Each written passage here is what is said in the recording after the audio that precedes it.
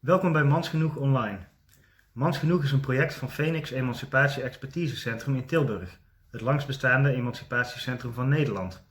Mans Genoeg staat in het teken van mannenemancipatie en het doorbreken van stereotypen van mannelijkheid. Normaal gesproken doen we dat door middel van themaavonden in de Kennismakerij. Helaas kunnen we door het coronavirus nu tijdelijk die avonden niet organiseren. En daarom hebben we besloten om Mans Genoeg bij jou thuis te brengen. En mijn eerste gast is niemand minder dan Angela Saini. Na het lezen van haar boeken werd ik een enorm grote fan van haar. En ik voel me daarom ook vereerd en ik ben blij om haar als eerste gast aan jullie voor te stellen. Dus ik wens jullie veel kijkplezier bij Mans Genoeg Online met Angela Saini.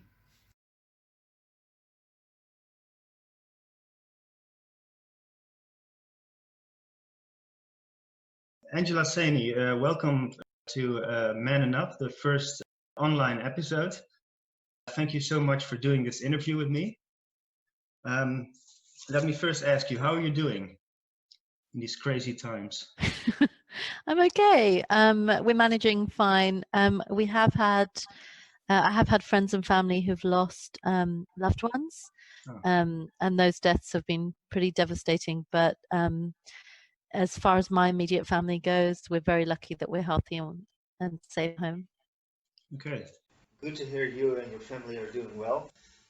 So let me just, to the people at home, introduce you. You are an award-winning science journalist, author and broadcaster.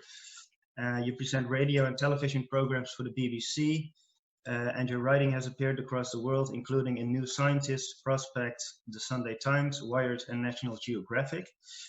Your latest book, Superior, I have the Dutch version here, The Return of Race Science, was published by Further State in May 2019 to enormous critical acclaim and was a finalist for the LA Book Times Book Prize and Foil Book of the Year. And Inferior, How Science Got Women Wrong, which we are going to talk about mostly today, was published in 2017, winning the Physics World Book of the Year. Respected journalist in the UK in 2018. In 2015, you won the American Association for the Advancement of Science, Cavalier Science Journalism Gold Award. And in 2012, you won the Association of British Science Awards. Is there anything in particular you're most proud of, career-wise? I think I'm most proud of having written my books and the feedback I get from readers. I love it when readers get in touch and let me know that my books have changed how they think. Then that means the most. Yes, I can see that. I first wanted to explain a little bit about Man Enough, our project. So this is the flyer of Man Enough. Okay, you see a very muscular man with all the stereotypes, you know, the football, beer, barbecue. And then when you open up the flyer, you see this different man taking care of a baby, cooking. So this man shows us that men can also be very caring, loving fathers, sensitive. And these are all human characteristics, of course, but they are often referred to as being feminine. From a young age, we basically teach boys to be this traditional, stereotypical idea of a man, and we teach them to ignore and oppress their sensitive side, and that showing vulnerability is a weakness instead of a strength. So this is, of course, very problematic, and we want to show men that they can be so much more than just this one-dimensional stereotype of a man. When they develop this other side and become a complete human being. So I think this flyer visualizes our mission very well. And with Man Enough, we explore new definitions of masculinity and discuss what men and the world around them can gain from emancipation and gender equality. And I do love beer and a barbecue as well. Yeah, it's not typically something for men, of course. No. And today I want to talk with you about these gender stereotypes, because every society has ideas about men and women and how they are different from each other. You often hear men are from Mars and women are from Venus. So we see men as being more rational, tough, strong, competitive, aggressive, technical and dominant, while we see women as emotional, empathetic, caring, sensitive, and sentimental. But of course, these are stereotypes, and because they are all human qualities and not exclusive to one sex, there are still a lot of people who think they are female or male. For example, leadership, some people say, is masculine, and therefore women are less qualified leaders. So the big question is, what does science say about all this? And this is, of course, where your book comes in. Inferior, How Science Got Women Wrong, and the New Science That Rewrites the Story. So let me first ask you, why did you write this book? Well, I think I wrote Inferior most of all because I just wanted answers for myself. I, like so many people, had been exposed to lots of different stereotypes when I was growing up. I was very lucky to have been raised in quite an egalitarian family. My parents, I never got the sense that there were men's jobs and women's jobs at home. My parents did everything, and I thought that's how everybody lived. I really, in my naivety, thought that that's just how people lived, and any other way of living was very old-fashioned. It was only as an adult that it dawned on me that actually no, that my parents were an exception rather than the rule. And that came as a big shock because it just felt so old-fashioned to me to do things any other way, and it still does. You know, sometimes when I'm in situations when people expect certain things of me because I'm a woman, I find it just flabbergasting. You know, I find it like a real imposition on me, and quite unacceptable, and sometimes that can cause clashes. But I think with Inferior, what I wanted to do was get to the heart of why do these stereotypes exist? Why are they around? I have been exposed to them, obviously. I watch TV, I'm in cultures where things are different, and what I learned while I was writing the book was I had a lot of my own assumptions challenged, a lot of my own biases challenged, but I also realized that science does not support, or science cannot explain, all the gender differences we see in society. All the inequalities that we see cannot be explained by biology alone. So, for example, if we look at psychological traits, there generally are not differences between men and women on most psychological traits. Where you do see very small differences, they are so small, statistically so small, that they in no way can account for the differences we see out there in the real world. No. And then the question becomes, then how do we explain the differences in the real world? And that's where I think it gets really interesting for me as a journalist, is that this isn't just a scientific question. This is a social, a political question, a historical question. And that's why when I was writing the book, I really wanted to look at all of these things together. There have been a lot of books written on sex differences, looking at the biology. What I wanted to do was integrate the biology with the social sciences, with history, with everything else, and come up with some kind of explanation for why things look the way they do, based on all of these things. And I think you can't separate them, because the world looks the way it does because we are cultural and social creatures, and our cultures and societies, not all of them, but many of them, are male dominated, are patriarchal, and that's what gives us the illusion that there are separate spheres, for instance, for men and women, which is actually quite a recent idea. It's certainly not universal that men and women belong in separate spaces doing separate things. That's where these ideas come from. And that, for me, completely changed the way I think about everything. I don't think about myself in the same way. I don't think about women or men in the same way as I did before I wrote Inferior. It's completely turned on its head, everything. Yeah, but because one of my questions was, you have a son, and does your knowledge from writing this book influence how you raise him in any way? Do you raise him gender neutral? Or? Well, I started writing Inferior when he was around 2 years old. And so I was thinking about these things as I was watching him grow. And I was thinking about the little things that I and other people were doing in the course of his development that was making him the way that he was, and shaping that little person into who he was. There's one example I often recount, which is when he was about 4, I think he was about 4, I took him to a parents' evening at his school, and they had hats for sale on a table outside, lots of different colors. And I said to him, you can pick any hat you want. And at that stage of his life, he was really into the color pink, so he picked the pink hat. He really wanted the pink hat. Yeah. But when we went to pay for it, the lady at the counter said, are you sure you don't want the blue hat instead, or the purple hat instead? And I bought him the pink hat, I should say, because he wanted the pink hat. But I think that goes to demonstrate the kind of subtle ways and constant ways in which we undermine children's choices, the slight undermining of our choices in ways that make us conform to the gender norms of the societies that we live in. So we shouldn't be surprised then that a child of 5 or 6 or 7 can seem so gendered in their behavior, when for years that's all we've been doing is gendering them. Yeah.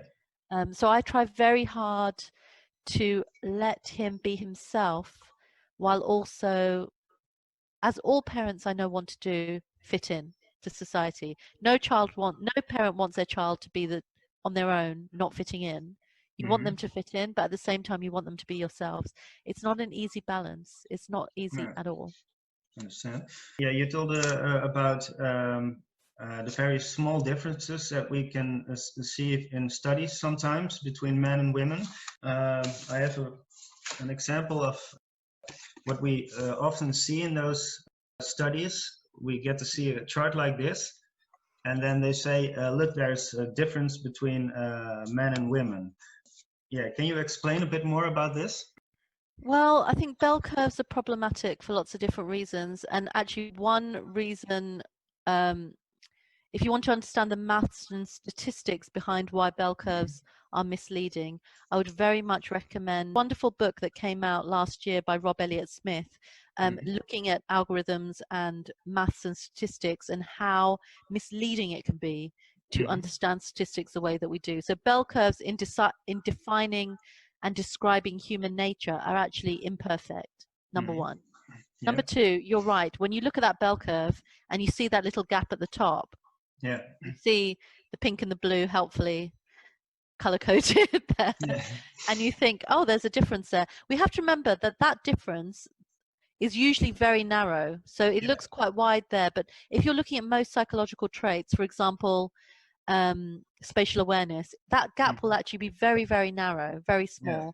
And the bulk of people are overlapping. Yeah, this part. Yeah, they're inside the overlapping bell curves. Yeah. I think what confuses people is that they either want to think that men and women are completely different or men and women are completely the same. And the truth is, of course, there are some average differences between men and women. There are some hard differences, for example, in reproductive function. A biological man who was born with male reproductive organs cannot give birth to a baby. That's not going to happen. So there are some hard differences there. But on almost everything else, there is overlap, even on physical measures. So, for example, men are on average taller than women, but many women are taller than some men. I'm taller than some men. There is men on average have twice the upper body strength of women, but as we know, there are many women who are stronger than some men. On psychological traits, the overlap is almost complete. You know, there is the standard deviation on those two bell curves that we're looking at is so tiny that it's only perceptible if you're doing tests of thousands of people. You would not be able to notice it in real society. So I think I think what confuses people is that they want to think that it's either or, and it's not. It's a little bit that we have differences, and there is also a huge amount of similarity there, and we have to acknowledge both these things. It's just misleading to think in any other way, I think. Yeah, and do you think it's also a kind of a self-fulfilling prophecy? For example, if you're being told your entire life you can't do this, or you have to focus on this, then your brains or you can actually get better at things. So we're turning nurture into nature, you could say. Yes, and we do that all the time. I mean, when we look out into the world and we see men and women, we are not looking at nature playing out there. We're looking at a complex combination of nature and nurture, which are phrases I don't like because it creates a dichotomy that actually doesn't exist in the real world. Nature and nurture are not two separate things. We are viscerally, deeply shaped by the societies that we live in, by the cultures that we live in, the environment. Our brains are shaped by the environments that we live in. Our brains are remarkably plastic. So they are also shaped by the input that we get, the worlds that we live in. We are products of our cultures, biological products of our cultures, just as much as we are biological to begin with. You know, there are genes there which don't change, but there is also so many other things, so many other inputs that create who we are. And I think sometimes this false binary of this is a very Western way, I think, of thinking about things, in these kind of dichotomous ways, that there has to be a dualism, men and women, different or same, nature, nurture. Real life doesn't work that way. Real life, real biology is actually far more complex than that. It's far more interwoven, and the real variation of the human species doesn't fall into just two simple buckets all the time in the way that we imagine it does. It just doesn't work that way. Yeah, thank you. And today in the Netherlands, there are more women than men graduating in higher education and science. But this doesn't translate to the amount of women in senior positions and in scientific fields, which are mostly dominated by men still. How do you think this can be explained?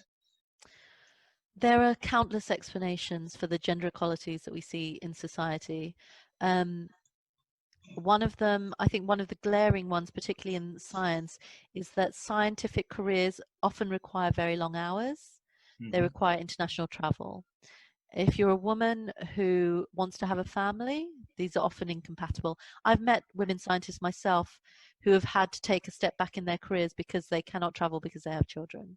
So, I mean, I've seen for myself women whose careers have suffered because they've chosen to have families. And I think that's particularly true in scientific careers because of the time and effort you're expected to throw into the jobs that you have. Another thing is sexism and discrimination. We like to imagine that that we are free of these things, but I can promise you, there is barely an event I do with women scientists or researchers at which a woman doesn't come up to me afterwards with her story of sexism or discrimination, bullying or harassment. This is a real problem. It's huge. Research is starting to be done. Studies are starting to be done looking at the extent of this problem. And it's a problem not just affecting women, but also men, younger men and women, who are often at the mercy of senior people in their organizations. It's very much, I think, like Hollywood in that way, like the casting couch in Hollywood. There's a huge disparity of power there. Senior people have huge amounts of power over the careers of junior people, and they exercise it. So they do wield that power over younger men and women, but women in particular suffer the brunt of that kind of sexual harassment. So with the sexism, the discrimination, the lack of family-friendly policies, and also society's expectations, you know, that a woman can't be a professor or a woman can't do a certain job, that also has an impact on the choices that women make. You don't want to do a career that you know will be tough for you. Why would you want to do that? Why would you want to go into a world that you know that life is going to be hard for you? Yeah, and we can see it with Corona as well, because women make up 70% of the frontliners in the pandemic, but they are excluded from decision making. And there are more things when we look at Corona.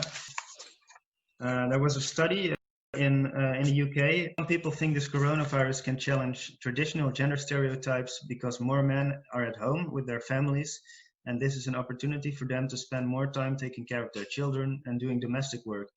But research in the UK shows otherwise. The Observer said it's still expected that women will make their jobs fit around childcare and homeschooling, while a man's job comes at first. What do you think? Do you see mostly chances or threats for gender equality in relation to this lockdown? It's interesting. This is certainly playing out in my own life. My husband is a key worker, so his job has taken priority. So he works on the weekdays, and I do all of the homeschooling. He takes my son at the weekends, our son at the weekends, and looks after him in the evening, so I can work then. So certainly in our situation, that's how it's played out.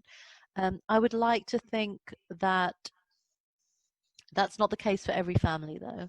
I know among my friends, there are stay-at-home dads who do all of the childcare, or almost all of the childcare. And I think it's an interesting time in history, I think, because for certain generations, the balance has been a certain way. For future generations, I don't think it will always be that way. I think there are many more men who want to take on more responsibility at home and be with their children a lot more. They are doing it. The problem is the world of work has not adjusted to this. So I do think the world of work needs to adjust to the fact that people have lives at home. We cannot continue on this assumption that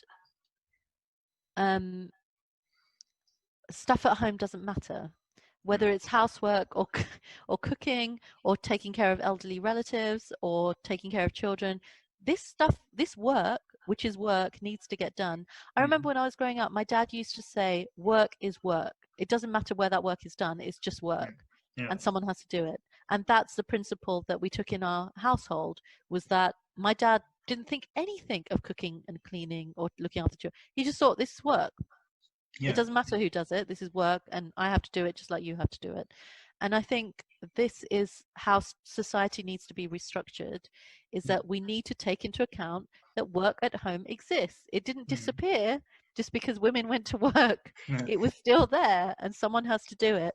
And I think what might happen is that as it becomes more of a problem for men, maybe society will take it into account more, that as men suffer those problems, then maybe society will rejig itself, because sadly that's how things often play out these ways. Okay, thank you. I hope this turns out well. Another question. A chapter in your book is called "Females Get Sicker but Males Die Quicker." Let's go back to COVID-19. We see that more men than women die from the virus. Can science give us any answers why that is? It's difficult because we don't have the full picture on sex differences in terms of biology. What we do seem to know is that women have, on average, stronger immune systems than men. And I say on average again, because that doesn't mean that no women die of coronavirus. I myself was sick near the beginning of this, just before the lockdown started. And my husband and my son, who were no doubt exposed to whatever I had, didn't get sick. So these are, when I say on average, I mean on average. These are not kind of hard and fast distinctions between men and women. So women on average have stronger immune systems. That can account for some of the differences. I don't think it can account for all of it. I think demographics and social differences can account for some of it. Men, for instance, tend to, at least in the UK where I live, tend to work in such jobs as, rubbish collecting. Most of the delivery people that come to my house are men. They're exposed to the virus. So they are doing jobs that put them on the front line of virus exposure in different ways. Bus drivers, for instance, many of the bus drivers in London, not all of them, but many of them are men, tube drivers. So I think we have to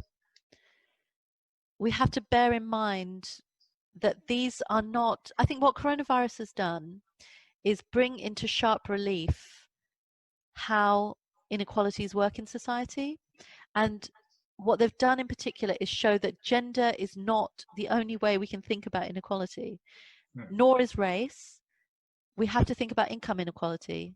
We have to think about so many different ways in which people live, that makes each individual different. each individual different. What I would love to see is a science that looks at that individual difference, that takes into account the multiple factors that makes that person who they are, biologically and socially and environmentally and culturally, that makes that person unique and puts them in the position that they're in. There is no point in thinking along simple binary lines about anything.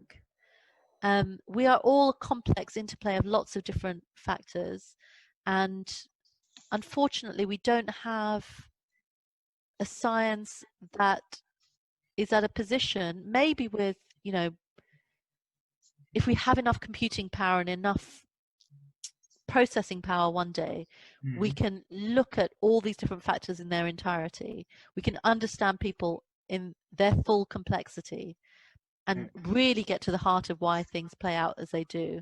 At the moment, we're relying on these crude kind of measures. Man, woman, you know, are they non-white or white? Are they living in a deprived area or not a deprived area? And we see differences, statistical average differences, but in fact there's a complex web of things going on here, and I just don't think we have research sophisticated enough to take all of that into account. Yeah. In your book, you explain what science says about differences between the sexes and what we've learned so far, and which common myths about gender have proven to be false or very questionable, to say the least. Of course, we are very curious about what you found out, and this is why I want to present to you a couple of statements or arguments which are often being used in these discussions about sex differences. Statements I hear a lot. And I want to ask you to react to these statements and explain why they are or aren't true, or what else science can say about it. So basically, I'm asking you to be a mythbuster. So here's the first one. If you look at the body of a man and the body of a woman, you can see we are totally different. For example, the female body is capable of pregnancy and childbirth. And this is why women are naturally better at taking care and raising children. Well, let's unpick this. So let's start first with the body of a man and a body of a woman. First of all, there is no typical male body and there is no typical female body. Male bodies come in huge different varieties. Women's bodies come in huge different varieties. Not all women are physically capable of having children. Number one. There are also people who are intersex, for instance, whose bodies cannot be easily categorized in these ways. So number one, what do we mean when we say the body of a man and a body of a woman? I think that already is confusing and, you know, is carries a number of value judgments on it. The next thing is, just because a woman has the ability to give birth and have a baby, that doesn't mean that she is the only one capable of taking care of that baby. And we know from research that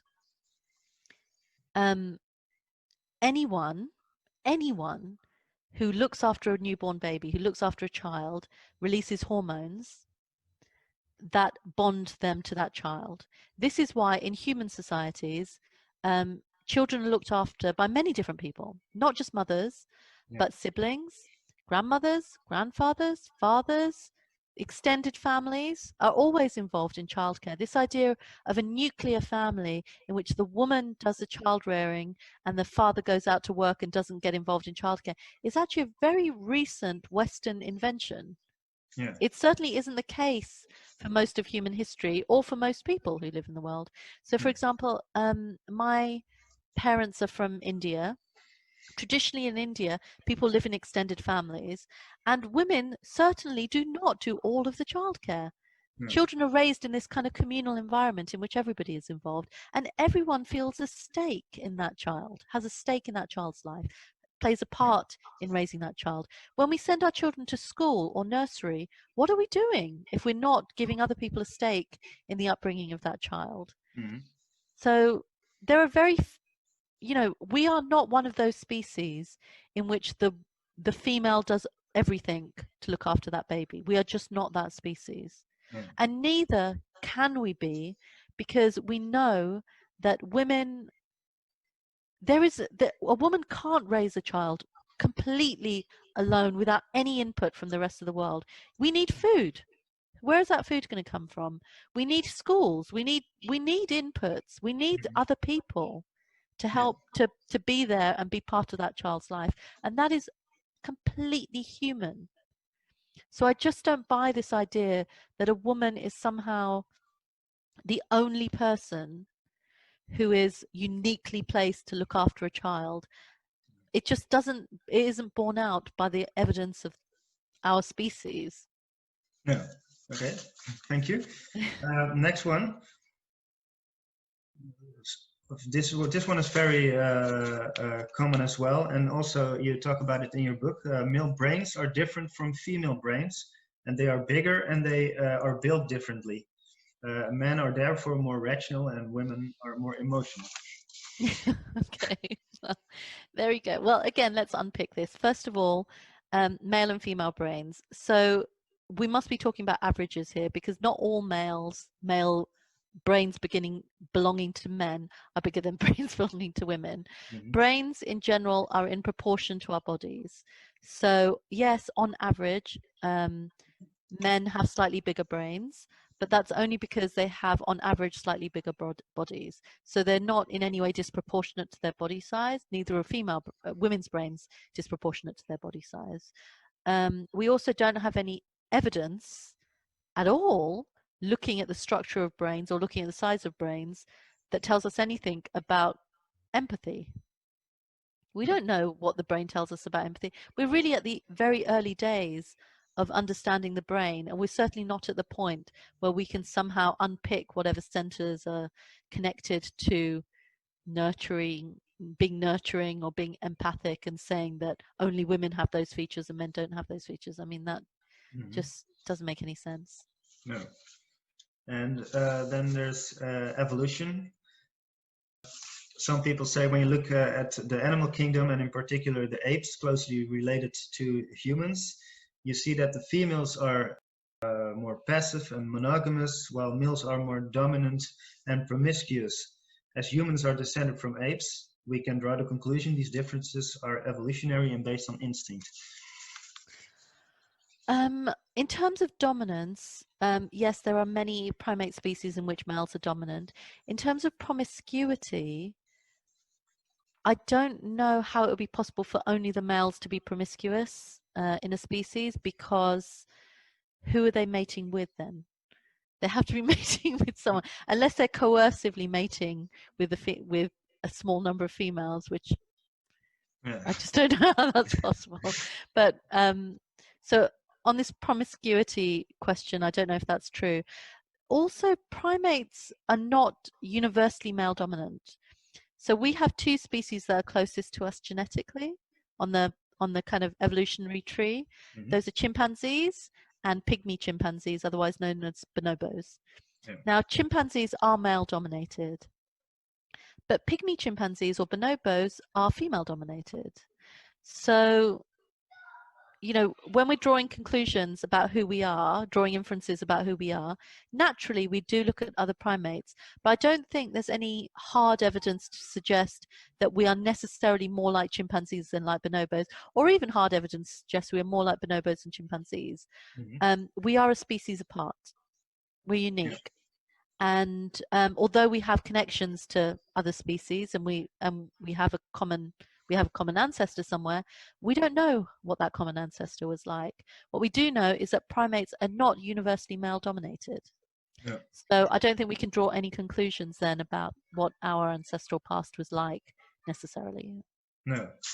And sometimes I hear people say, because our evolutionary goal as a species is to reproduce, that's why biologically and evolutionary most men are attracted to women and most women are attracted to men. And then they draw the conclusion, so therefore other sex differences like interests, hobbies, professions and skills are very likely linked to evolution and biology as well. Again, this is trying to conflate two things that aren't necessarily related. Sexual preference, why would that be related to skill or you know, your ability to do a certain job. What we do know, and I have to stress here, we don't know everything about human nature, and human nature is so heavily affected by culture and society that it's very difficult to pick apart what human nature is, because human societies live in so many different ways. And there are some societies which are very egalitarian in how they live. There are other societies that are not. There are some societies that are matrilineal. There are some societies that are patrilineal. And that the amount of variety that we see suggests to me, at least, that we can live in very many number of ways. That there are no hard and fast rules about how we have to live. We're not like animals in the wild, that if you see one set of chimpanzees, you know how another set of chimpanzees will behave. Mm-hmm. You can't say anything about the behavior of one human society based on another human society, because we're all so different in our cultures. So yeah, I just don't see how one observation can lead to another observation necessarily. no. And then there's one more, which I hear a lot, and that's that in some countries, men and women are totally equal by law, and still you see that women choose typically female jobs or to stay at home and take care of the children. So we must be different, people say.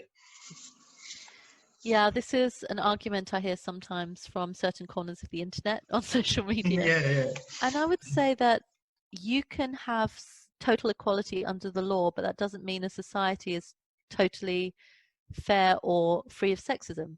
No. Again, these are two things that are related to some extent, but not completely related.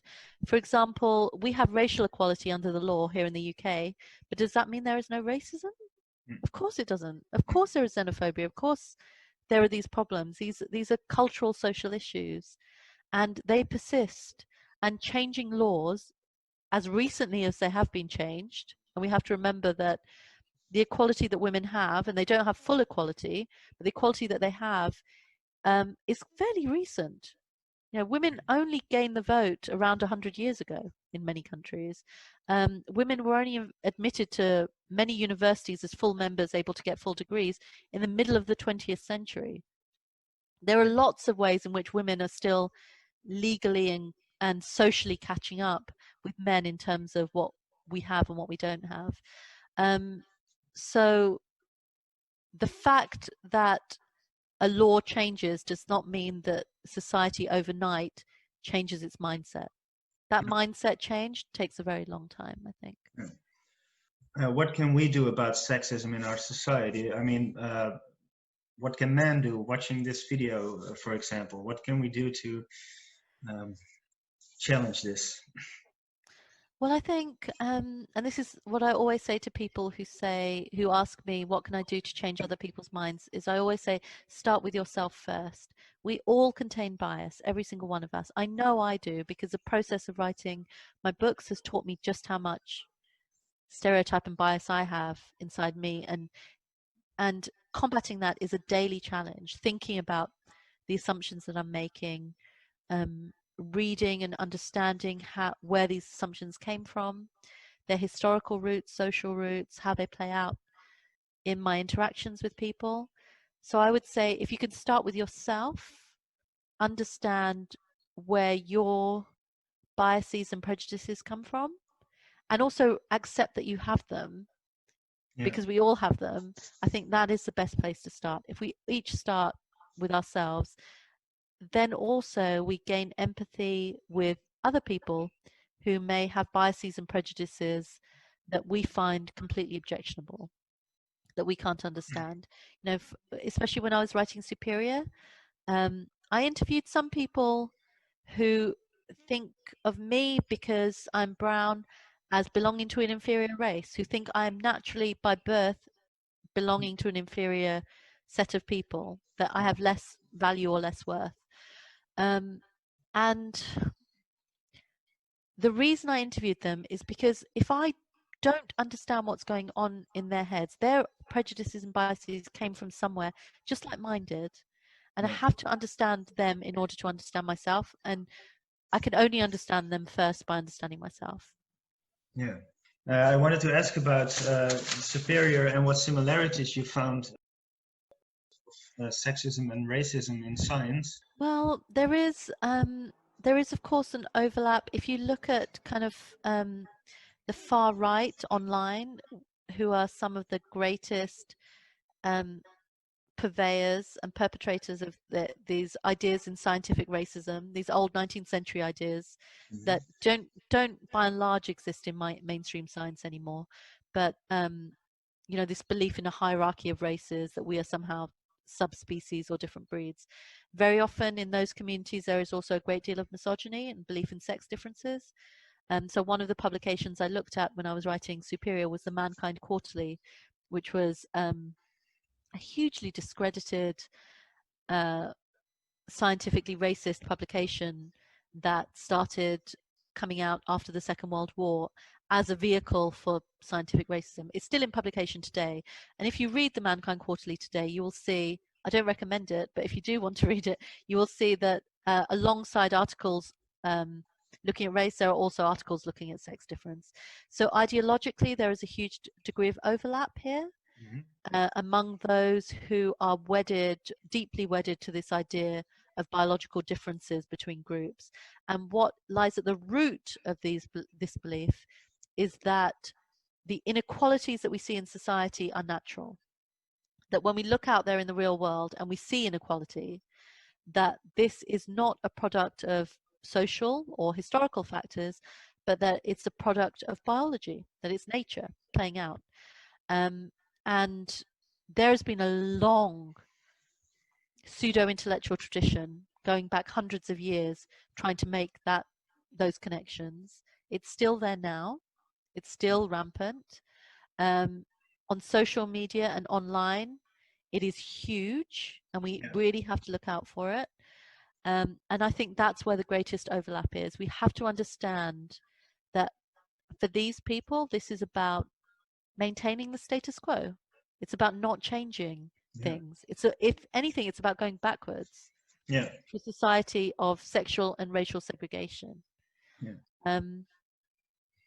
And for me, writing the two books alongside each other really kind of illuminated how we need a kind of holistic approach when we're tackling sexism in society. I don't think sexism can be tackled by only thinking about gender. We have to think about all the other factors that have produced the unequal societies that we live in today. Yes. Okay. Thank you. I agree completely. I'm very happy with this interview, and I want to thank you so much for doing this. Oh no, it's my pleasure. It means a lot to me. It means a lot to Feniks and our work, and we hope to see you again and read your next book. It's about patriarchy, patriarchy, but it won't be out until 2023. So okay. It's a long time away. But thank you so much for taking time to do this, and also thank you for the wonderful work that you do. I'm really glad that organizations like yours exist. Good luck to you. We'll keep in touch. Okay, wonderful. Okay. Thank you. Take care. You take care. Bye.